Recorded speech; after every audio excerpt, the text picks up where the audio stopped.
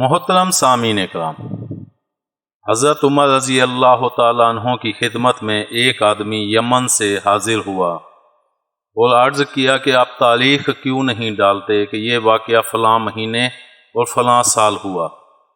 حضرت عمر رضی اللہ تعالیٰ عنہ نے فرمایا کہ نہیں۔ پھر وہ آدمی چلا گیا۔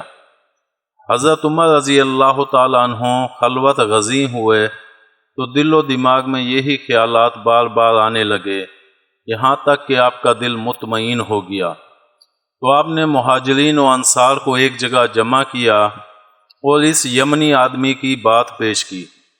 پھر ان سے ایک سوال کیا کہ تاریخ کا آغاز کہاں سے ہونا چاہیے۔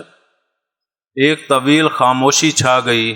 کہیں سے ہلکی سی آواز آئی کہ رسول اللہ صلی اللہ علیہ وآلہ وسلم کی وفات سے آغاز ہونا چاہیے۔ کسی نے کہا کہ نہیں، بلکہ بعثت نبوی سے تاریخ لکھنے کا آغاز ہونا چاہیے۔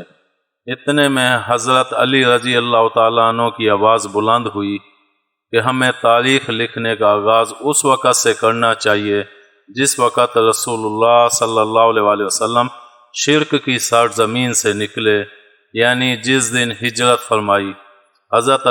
حضرت علی رضی اللہ تعالیٰ عنہ کا یہ فرمانا تھا کہ ہر طرف سے آوازیں آنے لگیں کہ ہمیں یہ بات قبول ہے اور ہم اس پر راضی ہیں۔ امید ہے آپ کو ہماری یہ ویڈیو پسند آئی ہوگی۔ پسند آنے کی صورت میں لائک کریں، کمنٹ کریں اور شیئر کرنا مت بھولیں۔ ملتے ہیں اگلی ویڈیو تک۔ اللہ حافظ۔